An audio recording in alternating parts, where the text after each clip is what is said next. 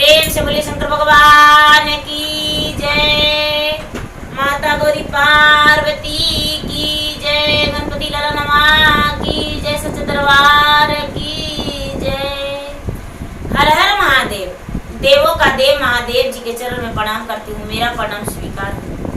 माता गौरी पार्वती के चरण में प्रणाम करती हूँ, मेरा प्रणाम स्वीकार हो। गणपति लाला नमा के चरण में प्रणाम करती हूँ, मेरा प्रणाम स्वीकार हो।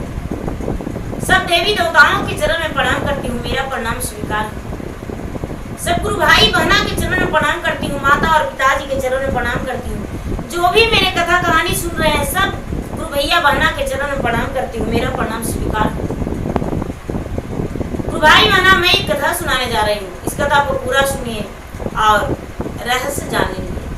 आदि नहीं आदि सुनने में शिव गुरु का अपमानित होती है, पूरा सुनने में भगवान दया करते हैं, कृपा करते हैं, पुत्रों की रक्षा करते हैं।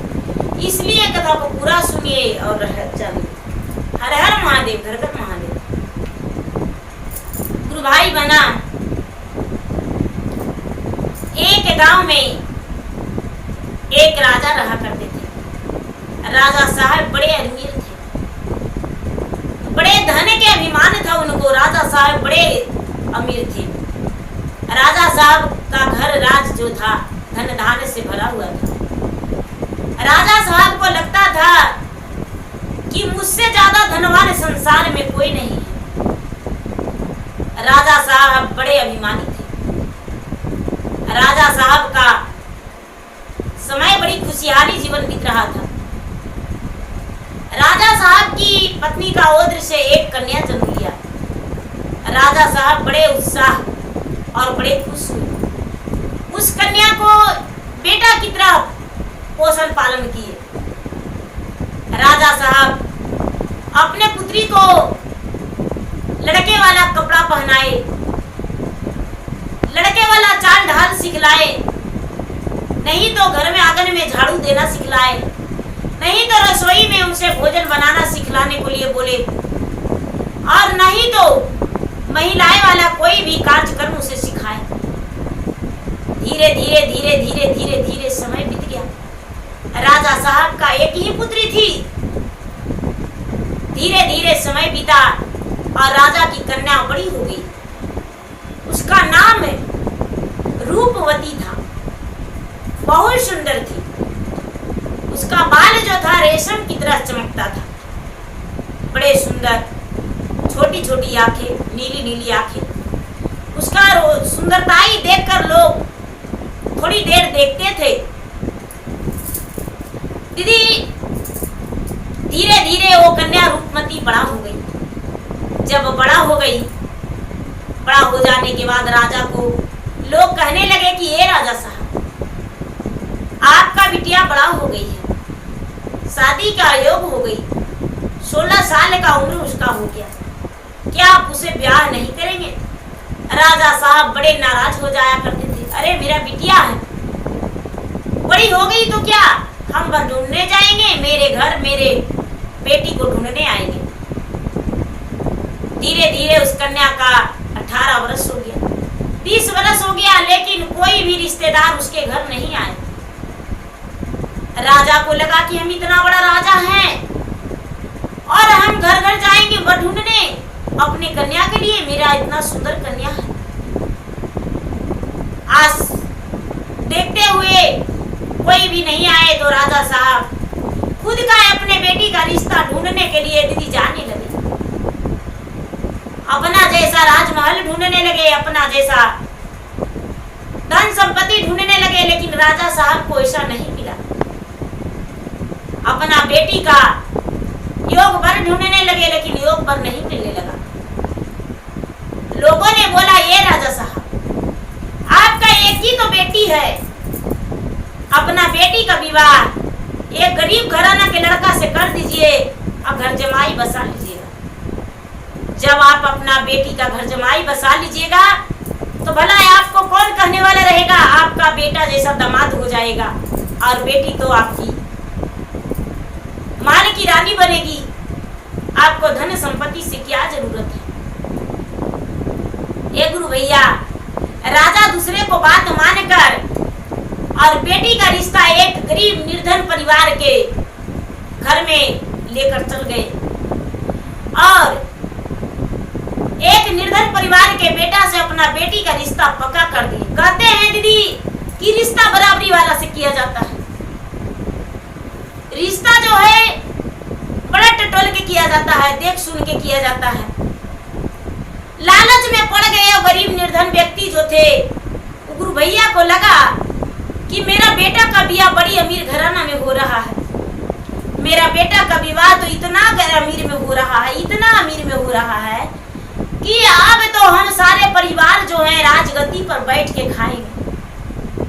जब राज दरबार से रिश्ता गया दीदी, तो राजा को लगा कि चलो अब हम बड़े धनवान हो जाएंगे। वो जो गरीब इंसान था उन्हें लगा कि हम धनवान हो जाएंगे। रिश्ता पक्की कर दिए, ब्याह हो गया। और जब ब्याह हो गया तो राजा कहते हैं कि अरे मेरा बेटी उस झोपड़ी मड़ई में कैसे जा सकती है, हम अपना बेटी को विदा नहीं करेंगे। सारा लोग जो लड़के वाले थे कहने लगे कि एक दिन के लिए रस्म निभाने के लिए मेरे घर जाने दीजिए, लेकिन राजा साहब अपना बेटी का विदा नहीं किए। जो वर था वो भी लाचार और मजबूर हो गया, सोचता है कि राजमहल की राजकुमारी मेरा एक झोपड़ी में कैसे जाएगी। अब उसे बड़ा संकोच लगने लगा, अपने पत्नी के साथ ससुराली में रहने लगा। अब सवेरा होता दीदी तो नौकर की तरह उसका पति चाय बनाता, अपने पत्नी को देता चाय, उस झाड़ू लगाता पूरा घर में, अब भोजन बनाता पूरा घर में, वो पूरा घर के लिए और सबके खिलाता। धीरे धीरे समय व्यतीत हो रहा था। 1 साल बीता दीदी, जोरू का गुलाम बन के वो राजघराने में गरीब घराने के लड़का रहने लगा। जोरू का गुलाम बन के रहने लगा दीदी। धीरे धीरे 1 साल बीता दीदी, 2 साल बीता तो वो जो राजा की बेटी थी, अमीर घराने की बेटी थी, वो गर्भवती रह गई। जब गर्भवती रह गई तो लड़का जन्म लिया।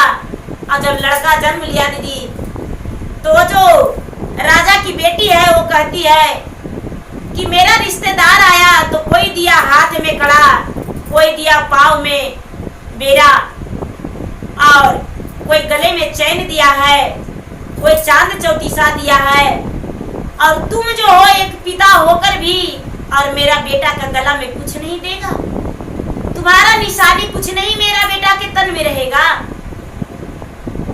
वो जो गरीब घर का लड़का है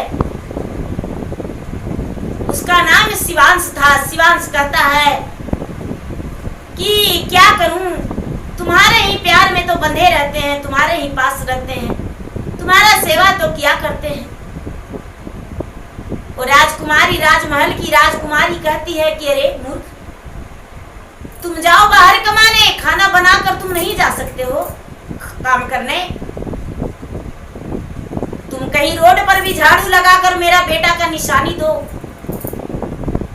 ए दीदी, ये बात सुनकर शिवांश का बड़ी तकलीफ लगा, बड़ी दुखी हुआ और सोचता है कि आहा, मेरे माता पिता कितना बेवकूफी काम किए कि एक राजघराने का बेटी से मेरा विवाह तो कर दिए, लेकिन हम एक दिन भी सुख चैन में नहीं है। हे भगवान, लोग कहते हैं कि ससुरारी में बसले और तीनों कुल नासले, वो सत्य ही है। कैसे तो कहते हैं हिसाब किताब से लोग कि मंदिर में जो है पंडा पुजारी सोते हैं और दरवाजा में, दुआरी में दरवाजा सोता है केवाड़ी, और जो निकम्मा रहता है वही ससुरारी में सोता है। ये सच बात है कि हमको निकम्मा साबित कर दिया गया। दिन भर हम गुलामी करते हैं, उसके बाद भी मेरा पत्नी मुझे हाथ पकड़ के निकाल दी। वो कहती है कि जब तक मेरा बेटा का गले का निशान कुछ नहीं दोगी, जब तक तुम्हें इस घर में एंट्री नहीं देंगे। ये दीदी, शिवांश चला गया काम खोजने बाजार पर। अब बाजार पर जब काम खोजने लगा दिल्ली शहर में दीदी, तो दिल्ली शहर में उसको काम नहीं मिला। कोई पहचानता था नहीं, जानता था नहीं, ऐसी कौन काम देगा। धीरे धीरे दीदी कई दिन बीत गया, घर नहीं गया, उसके पास पैसा भी नहीं था कि वो कुछ खा सकता था। घर डर से नहीं गया कि पत्नी मारेगी। उसका जो पत्नी थी रूपमती, वो बोली कि अरे मूर्ख, यदि तू मेरे घर में आओगे तो हम तुझे झाड़ू से मारेंगे। दीदी 2 जोगी बाबा थे, जोगी बाबा थे दीदी। तो जोगी बाबा बाजार में घूम घूम के अपना सरंगी घोट के और भीछा मांग रहे थे, गुदड़ी मांग रहे थे, रुपया पैसा मांग रहे थे। ये जोगी बाबा के देखा तो कहता है कि ये जोगी बाबा, हम आपके साथ चलें। जोगी बाबा कहते हैं कि अरे मूर्ख, एक तो भागा मैं हूं कि गली गली भटक रहा हूं, मेरा नसीब नहीं है, माता पिता को मेरा पत्नी और संतान का नसीब नहीं है, और तुम भी मेरे साथ आना चाहते हो, क्या तुम्हारा दुख हुआ?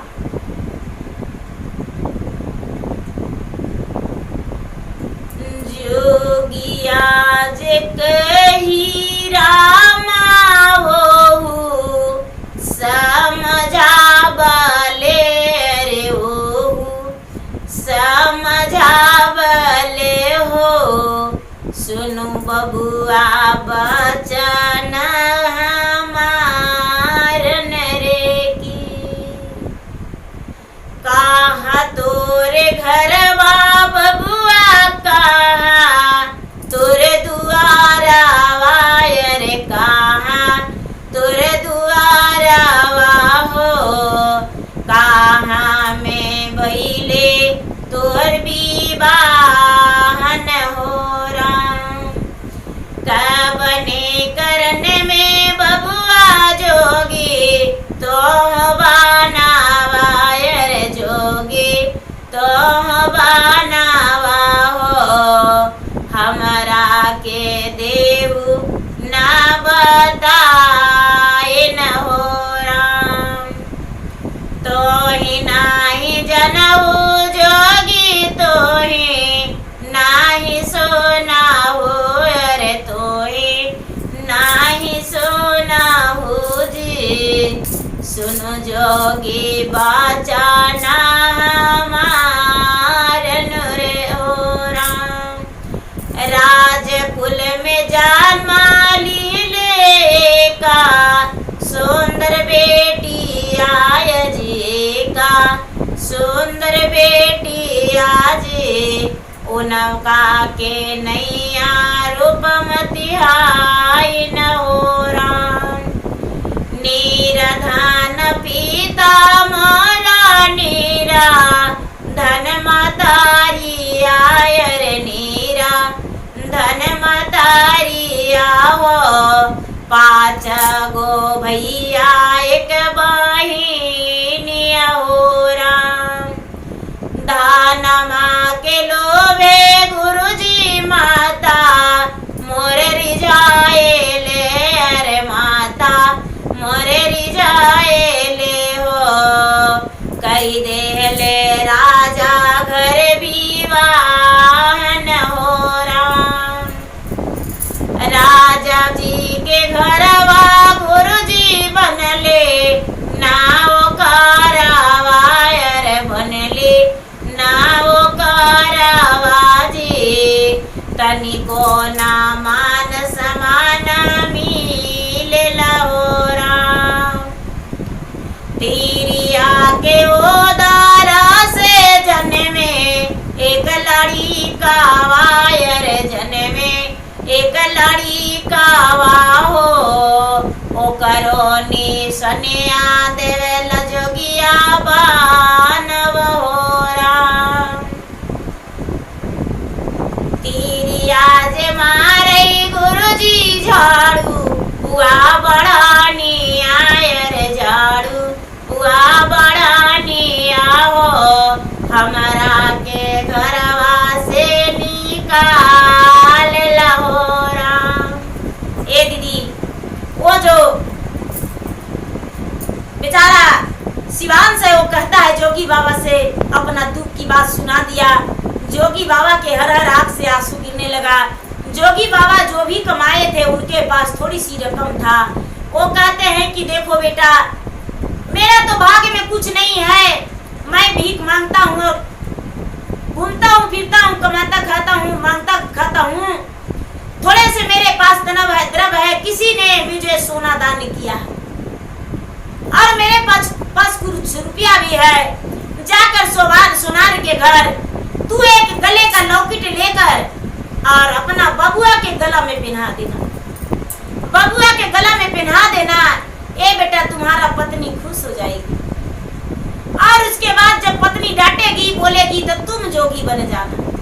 ए दीदी, शिवांश जो था जोगी बाबा से रुपया भी ले लिया दीदी, सोना भी ले लिया, सोनार के घर जाके और सोनार के दुकान में जाकर बोला कि ये सोनार भैया मेरा एक काम कर दीजिए, एक गले का सुंदर लॉकेट बना दीजिए, उसमें मेरा सूरत बना दीजिएगा, उसमें मेरा सूरत बना दीजिएगा और महीने महीने अक्षर में शिवांश लिख दीजिएगा,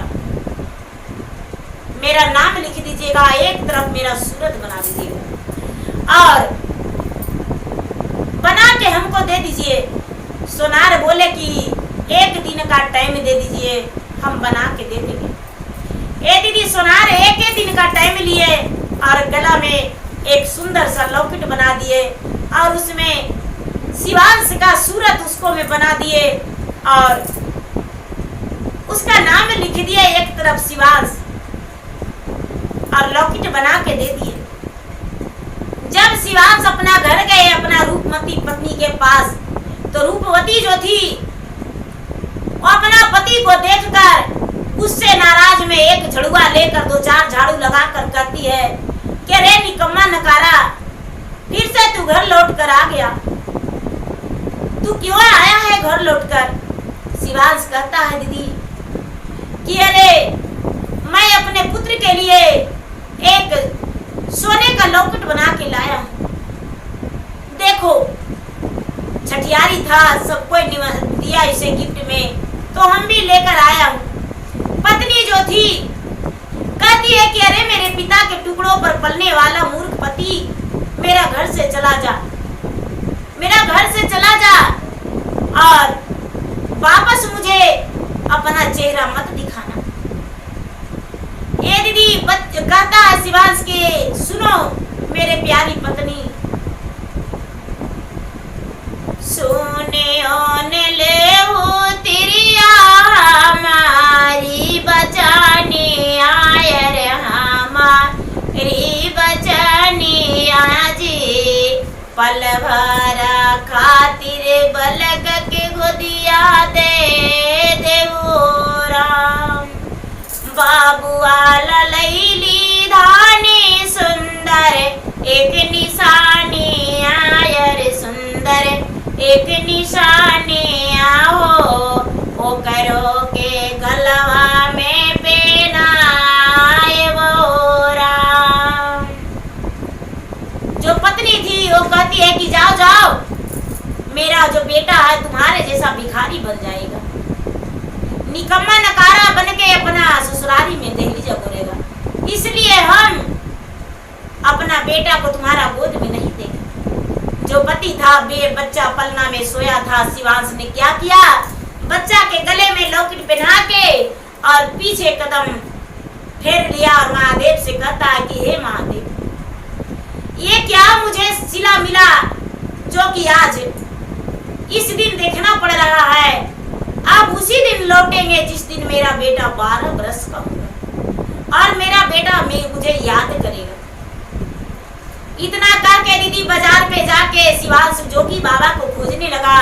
जोगी बाबा तो गली गली घूम घूम कर मांग रहे थे, जोगी बाबा के जाके जो गठरी बांधे हुए अपने कंधे में लटकाए हुए थे वो लेकर कहने लगा कि बाबा हम आपके पास चलेंगे। जोगी बाबा शिवांश को साथ धर लिए दीदी और शिवांश जोगी बाबा के साथ चलने लगा। चलते चलते चलते चलते चलते दीदी नगरी गडगरी घूरने लगा, मांगने खाने लगा। जोगिया के रूप धैले राजा के दमादु आय रे, राजा के दमादु आहो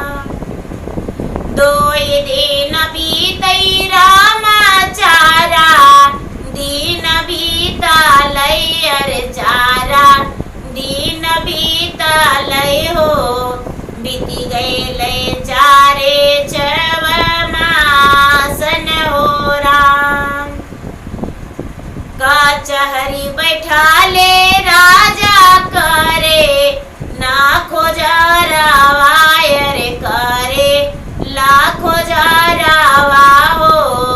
बेटी से पूछे लगी बात न हो रहा, कहाँ तो न गईले बेटी मोरो रे दमादुआ रे मोरो रे दमादुआ हो। देखला बाई ले छवे मासन हो राम। राजा बेटी से अपना पूछते हैं, दीदी की बेटी जमाई बाबू कहाँ चल गए हैं? इतना दिन देखला हो गया, कहाँ चल गए हैं? बेटी कहती है कि ये पिताजी वो निकम्मा नकारा था, घर से निकाल दिया है, गया हो गया अपना घर। अरे वही झोपड़ी में रहने वाला झोपड़िए में सोएगा ना, इस राजमहल का अधिकारी कैसे बन सकता है? राजा कहते हैं कि नहीं बेटी, उसे तो हम अपना राजमहल के राजकुमार बनाना चाहते हैं, उत्तराधिकार बनाना चाहते हैं। उसे कहाँ भगा दी? राजा जो है अपने जमाई के घर गए दीदी, लेकिन जमाई तो अपना घर भी नहीं गया था। अभी क्या होता है, 1 साल बीत गया दीदी, 2 साल बीत गया, 3 साल बीत गया दीदी, 4 साल 5 साल बीत गया दीदी। अब सब लोग राजकुमारी रूपमती से कोई बात नहीं करने लगे दीदी। अब सब कोई कहते हैं कि अरे ये हकली डायन है, ये अपना पति के है। अरे राजा साहब को लगा था कि अमीर घराना में बेटी के ब्याह करेंगे तब मेरा बेटी को अच्छा से नहीं रखेगा। ये जो है जो लाट साहब नियन रहती है, कभी झाड़ू लगाना जानती है, कभी कोई काम करना जानती है। इसका तो शादी हुआ था ना, तो जानते हैं इसका पति कपड़ा धोते थे, इसका पति इसका बाल संभालते थे, इसका पति ही इसका पाँव में तेल लगाते थे। पूरा घर का झाड़ू बर्तन खाना पीना चाय नाश्ता सब इसका पति करते थे। ए दीदी जो भी लोग है ना, अरे जानते हैं ये हकली डायन है, अपना पति के मार पीट के झड़ुआ से भगा दिए, बेचारा पता नहीं मर गया बचा है। ये सिंदूर काहे लगी लगाती है, अपना पति को तो निकाल दिया है, मंगलसूत्र काहे पहनती है? ए दीदी अब रूपमती का सर झुक गया, रूपमती किसी को मुंह दिखाने लायक नहीं थी। धीरे धीरे 5 साल 6 साल बीत गया दीदी, 8 साल बीत गया। अब आंसू जोहने लगी, महादेव से कहती कि ये महादेव जी जो गलती किए हम पा लिए, मेरा पति का बुला दीजिए। ये महादेव जी इतना बड़ा गलती किए हैं, वो गलती माफी लायक नहीं है। जो पत्नी अपना पति को नहीं समझा वो क्या समझ सकती किसी को? जो अपना पति का सेवा नहीं किया, जो अपना पति का पाँव नहीं छुआ, पति का भोजन नहीं दी, वो पत्नी बनने लायक नहीं। हे महादेव जी अब हमें सबूती हो गया है, मेरे पति का वापस ला दीजिए। ए दीदी वापस कहाँ से आता हो? तो बाबा गोरखनाथ का भक्त बन गया था, बाबा गोरखनाथ का वो ज्ञान ले लिया था दीदी। वो तो जोगी फकीर बन के अपना सब कुछ भूल गया। जब 12 बरस हो गया दीदी, जब 12 बरस हो गया तब गला का जो लॉकेट था वो धागा जब खत्म होता था तो बच्चा की माँ अपना पति का सूरत उसका लॉकेट में देखता था और शिवांश लिखा हुआ था, तो शिवांश देख के और मुस्कुरा के आंखों में आंसू गिरा दिया करता था। जब 12 बरस हुआ दीदी तो बेटा के गला से लॉकेट देखने लगा, तो बेटा जो था वो कहता है कि माँ क्या हो जाता है, तू मेरा गले का लॉकेट को निहारती हो, गले का लॉकेट का निहार के और तुम आंखों में आंसू भर लेती हो। पहले मुस्कुरा कर आंखों में आंसू भर के और फिर पता नहीं क्या हो जाता है जो चुप हो जाती है। रूपमती कहता है तो बोलती है कि क्या कहूँ बेटा, मैं एक अभागन हूँ, मुझे पता नहीं था कि मेरे साथ ये होगा। आज मैं तो इस नगर में चलने लायक नहीं। जो राज्य की राजरानी कहलाती थी, जो राजकुमारी कहलाती थी, वो तो मैं दासी कहलाने लायक भी नहीं हूँ। मैं मांग में सिंदूर और गले में मंगलसूत्र भी पहनने लायक नहीं हूँ। बेटा जो तुम्हारे पिता थे वो एक गरीब निर्धन परिवार से थे और मैं इस महल की राजकुमारी थी। अपने धन का घमंड में बेटा तुम्हारे पिता को कभी हम अपना पति नहीं स्वीकारे और इस घर का नौकर से भी बेहतर उनके सलूक किए। और अब जो है बेटा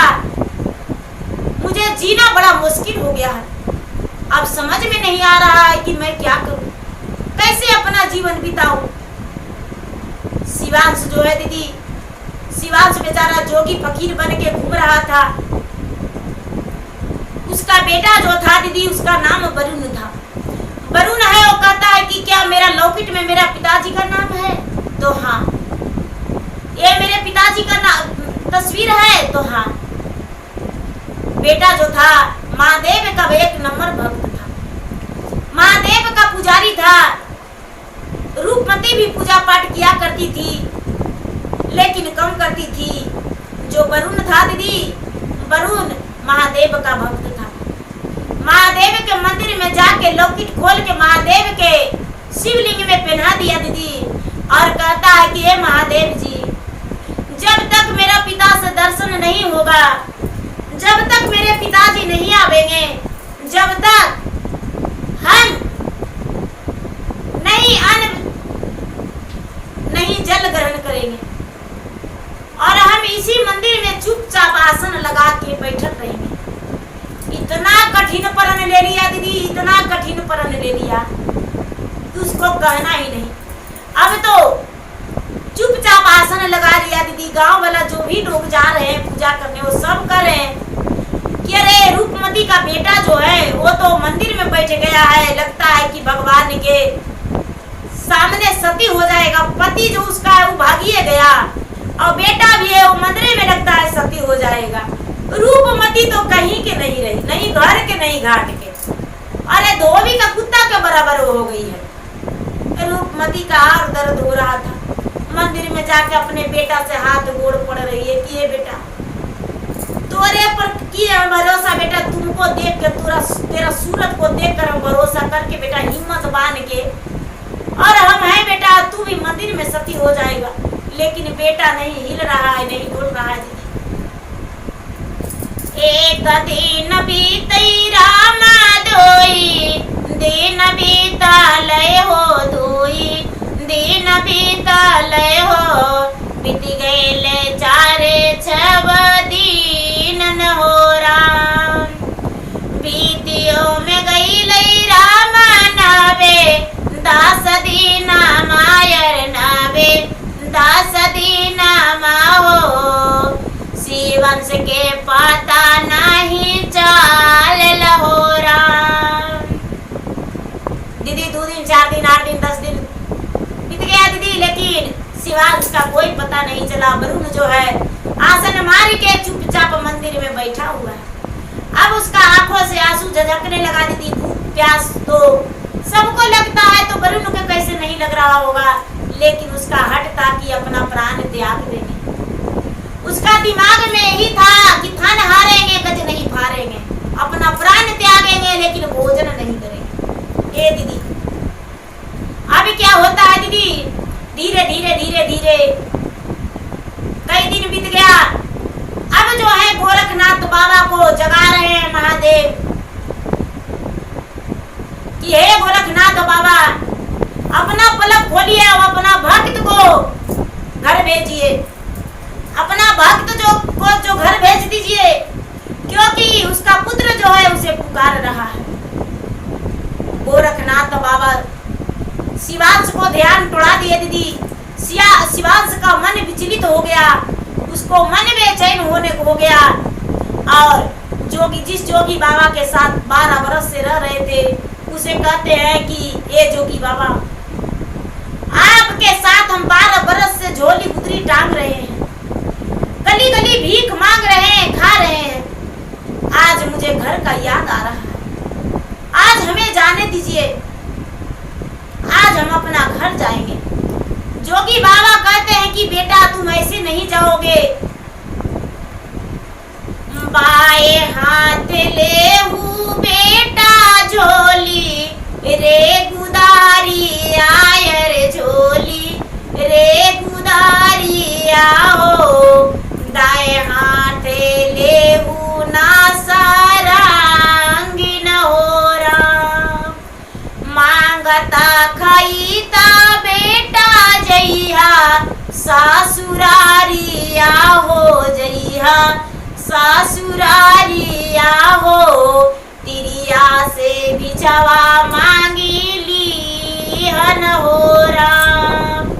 बाबा कहते हैं कि देखो बेटा, तुम्हें शर्ट फुल पैंट में अब नहीं जाना है, तू झोरी गुदरी टांगा है, झोरी गुदरी लेकर जाओ, तुम बेटा चल जाओ, लेकिन ऐसे नहीं। शिवांश का मन तो विचलित हो रहा था दीदी, अपना झोरी गुदरी सरंगी लेकर अब मांगते खाते कहाँ चल गया दीदी, अपना ससुरारी। पता चला दीदी उस ससुरारी अपना ससुरारी के नगर के गांव में हेला दीदी, तो दाढ़ी मूछ बड़ा बड़ा हो गया था, कोई नहीं पहचान रहा था।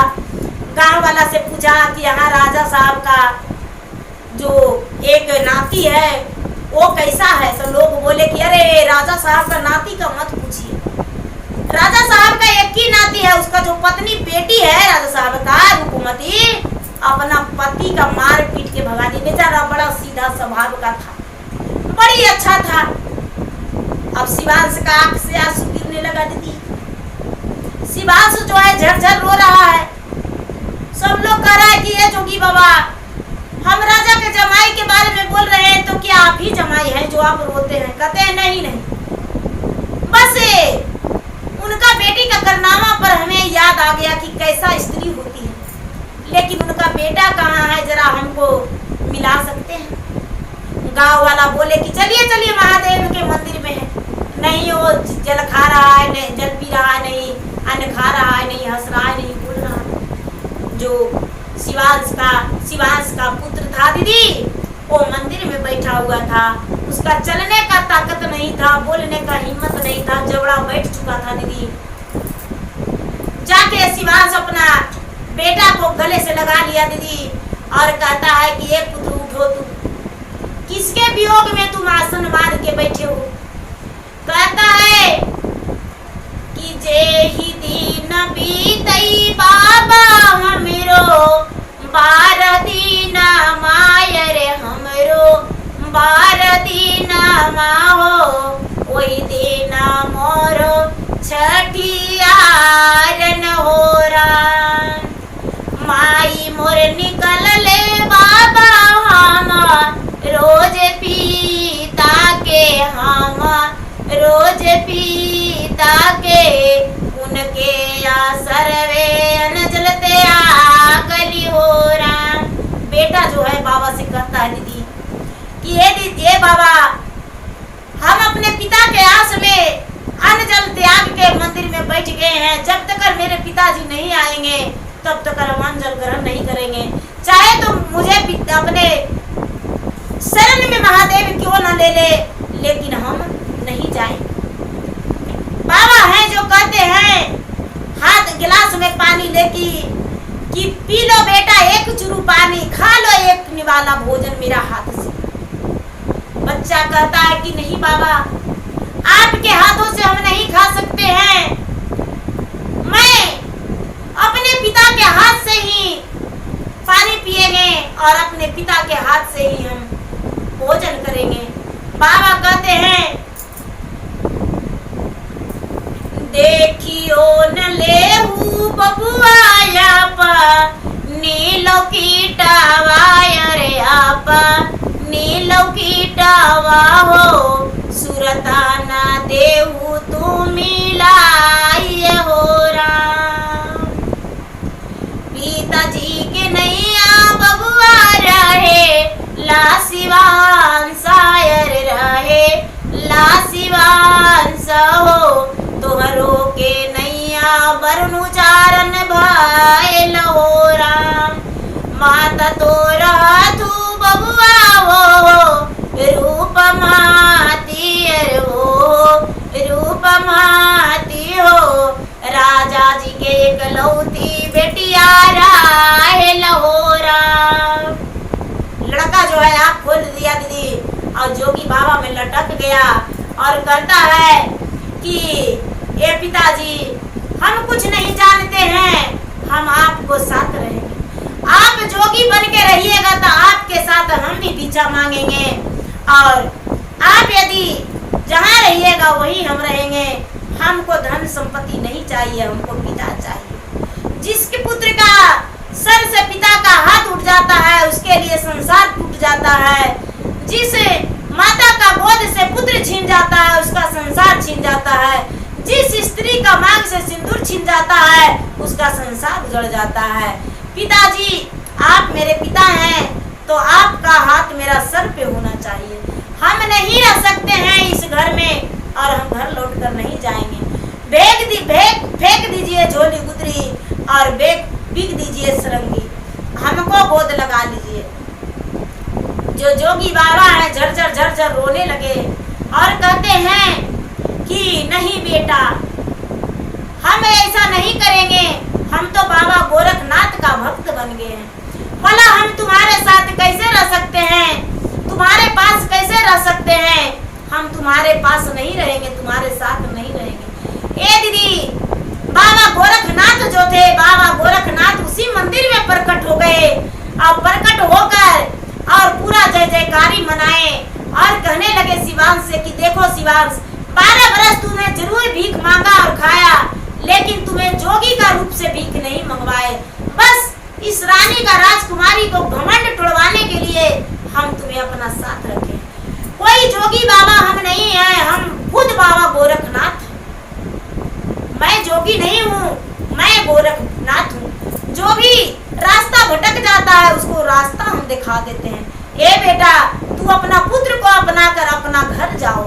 ए दीदी जो शिवांश से बाबा गोरखनाथ के गला में लपट के कहता है कि बाबा हमको आशीर्वाद दीजिए। बाबा गोरखनाथ आशीर्वाद दे दिए मुखबर के दीदी और अमर जीते रहने का आशीर्वाद दिए बाबा गोरखनाथ। बाबा गोरखनाथ का आशीर्वाद से शिवांश और वरुण दोनों खुश हो गए। अब शिवांश क्या किया दीदी, वरुण को अपना अंगुली लगा लिया। राजकुमारी रूपमती को पता चला कि मेरे पति महादेव के मंदिर में आए हैं और उनके सामने प्रकट हो गए बाबा गोरखनाथ और उन्हें आशीर्वाद दिए। तो राजा और रूपमती दोनों महादेव के मंदिर में आए। महादेव के मंदिर में आए और कहते हैं, रूपमती कहती है कि हे स्वामीनाथ आप असगर कैसे जाइएगा, हम भी साथ जाएंगे। तो शिवांश कहता है तो जे सुंदर माला के रानी आयर माला के रानी आओ, कैसे रावा टोटा ले जो पालिया रे की। तो जे खैला सुंदर दूधा बात कोरी आयर दूधा बात खोरी आओ, कैसे खाए वासु खल रोटिया राम। तो जे सोवला सुंदर तोसा का गले चावायर तोसा का गले चावा हो, कैसे सोएवा टोटा ले चाटाइया राम।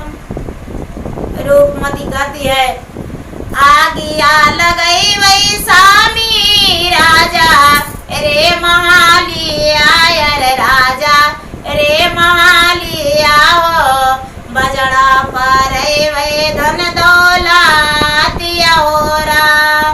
हमारे दौलतिया सामी मांगा कैसे दूरा वायर मांगा कैसे दूरा वाओ, और हाई गोदी के बाला कहो राम। धान में के मातल सामी निंदा मोर पारा लैयर मिनिंदा मोर पारा लय जी। अब मोरा निंदिया टोटे गायल हो राम। तोहरा छोड़ी के सामी कहूँ नाही जाए वैर कहूँ नाही जाए वै जी। हम जय अपन ससुरारी हो राम। दोलहिन जे सोवै सामी अपन ससुरारी आयर अपन ससुरारी आओ, मरदा सोवेला अपन घर हो राम। 2-4 दिन सामी अइबै नाई हारा वायर अइबै नाई हारा वाजी, तेजी देवी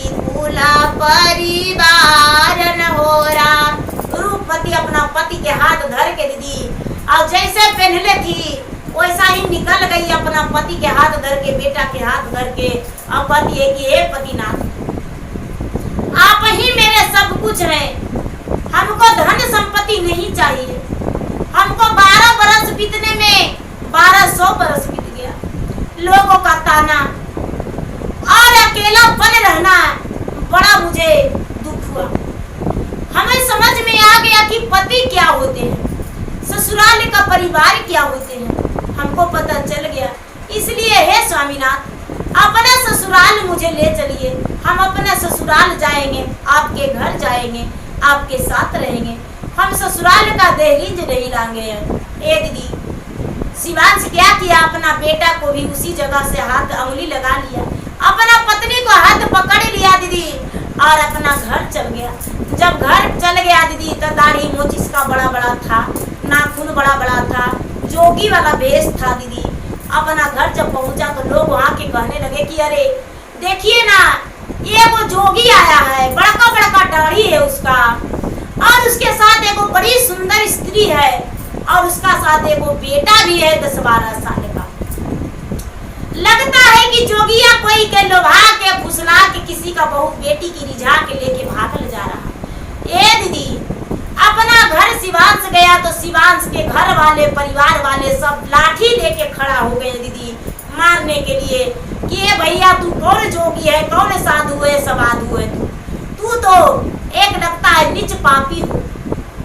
उसका भाई भी लाठी लेकर खड़ा है दीदी, उसके पिता भी बूढ़े थे, लेकिन फिर भी वो डंडा लेके खड़े हैं। वो पहचानने से इनकार कर गए, नहीं पहचान सके, उनका नजरिया मोटा हो चुका था।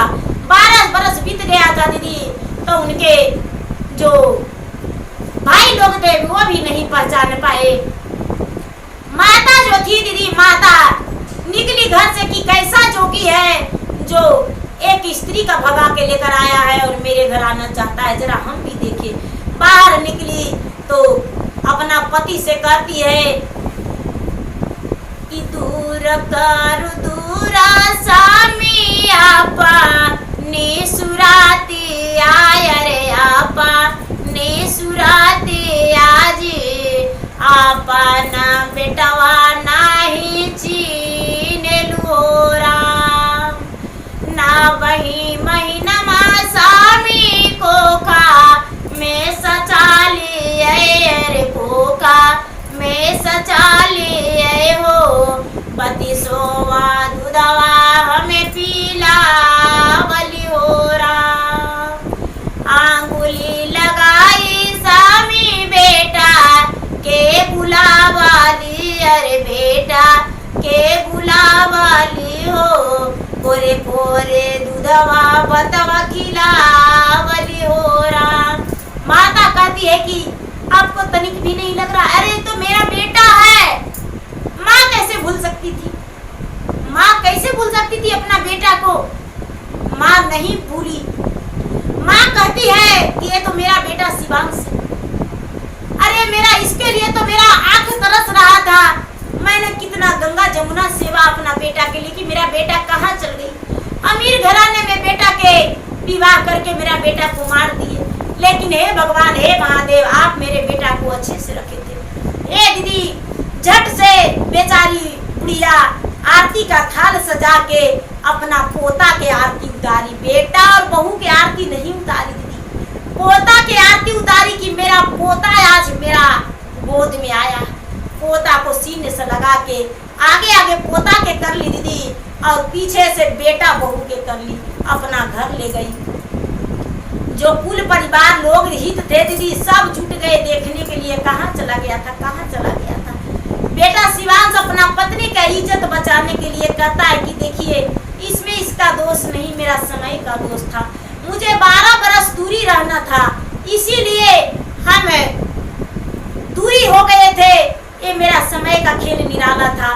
देखिए जैसे श्री रामचंद्र को वनवास था तो सीता माता और श्री रामचंद्र दोनों रहे थे, लेकिन जब सीता का वनवास था तो सीता अकेले वन में बिताई थी और श्री राम जी भी उसे नहीं स्वीकारे थे।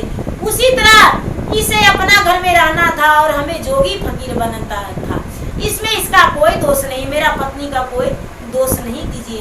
ये तो राजमहल की राजकुमारी है और आज मेरा पत्नी है, सारा दिन मेरा पत्नी थी, बड़ा इसको हम कैसे भूल सकते हैं, तो मेरा जीवन संगनी है।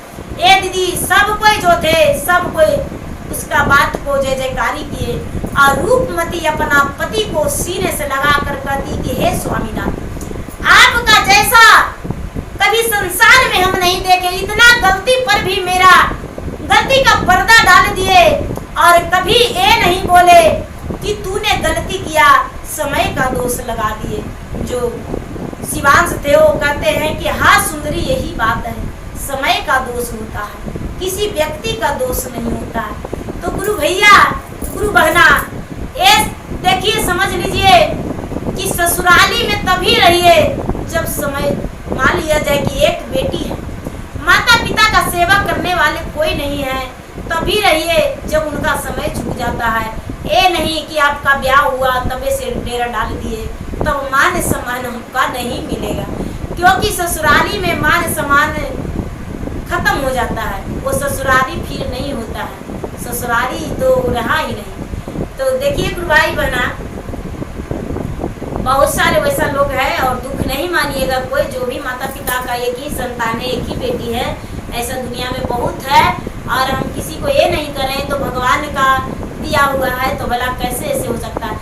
लेकिन कुछ दिन ससुराल भी रहने का कोशिश कीजिए और कुछ दिन नहीं मायका भी, और जिंदगी में आगे बढ़ने का भी कोशिश कीजिए। ये नहीं कि हम एक बेटी है तो पढ़ाई नहीं करेंगे, हम एक बेटी हैं तो बड़ा अफसर नहीं बनेंगे, हम एक बेटी हैं तो ये काम नहीं करेंगे, ऐसी बात नहीं है। कोई भी काम करने से पीछे मत होइए। एक बेटी है तो क्या, हौसला जागृत रखिए।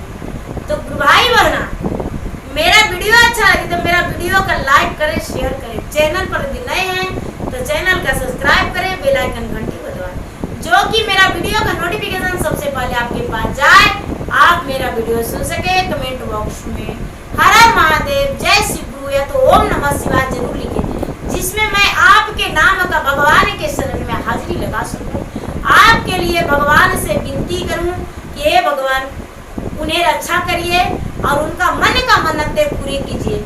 जिनका संतान नहीं है उनका संतान दे दीजिए, जिनका धन नहीं है उन्हें धन दे दीजिए, जो बेरोजगार है उसे रोजगार दे दीजिए, जो सर्विस के लिए बहुत दिन से कोशिश कर रहे हैं भगवान उनका सर्विस दे दीजिए, अच्छा सा नौकरी दीजिए, जिनका जो इंतजार है उनका दिल का मन्नत पूरा कर दीजिए। तो प्रेम से बोलिए शंकर भगवान की जय। हर हर महादेव, घर घर महादेव।